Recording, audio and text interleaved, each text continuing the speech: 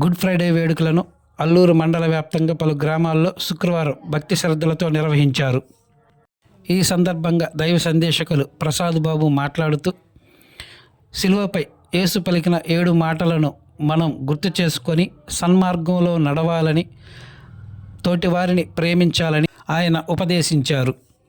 ఈ సందర్భంగా క్రైస్తవ మందిరాలు భక్తులతో నిండిపోయాయి.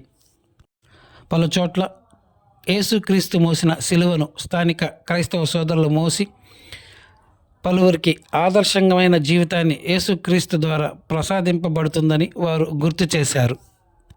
ఈ కార్యక్రమంలో క్రైస్తవ సోదరులు, సంఘ పెద్దలు, దైవ సందేశకులు తదితరులు భారీ సంఖ్యలో పాల్గొన్నారు.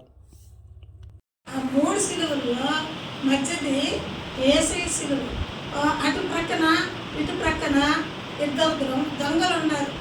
ఆ దొంగలు వాళ్ళు కూడా సంభాషించుకుంటూ ఉంటారు.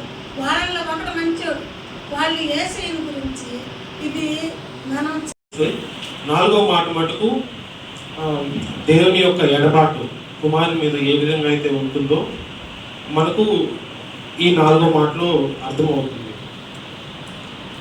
మధ్యాహ్న కాల సమయంలో 3 గంటల వరకు గొల్గోతా కొండపై శిలువలో వేలాడుతూ ఇంచుమించు మనం చూస్తున్నాం. ఎందుకంటే నీరు చాలా ప్రాముఖ్యమైనది. నీటి శాతము మరి మనలో ఎంతైతే ఉంటుందో మరి అంతకంటే తక్కువ ఉన్నప్పుడు మనం అనేకమైనటువంటి బలహీనతలకు గురవుతూ ఉంటాం. అందుకే డాక్టర్లు చెప్తూ ఉంటారు, ఏం చెప్తూ ఉంటారు, ఎక్కువగా మీరు నీరు త్రాగండి అని మాట్లాడుతూ ఉంటారు. మనకి ప్రియమైన సహోదరి సహోదరుడా, ప్రియమైన దైవజనాంగమా, ఆయన ధర్మశాస్త్రాన్ని సమాప్తం చేశాడు.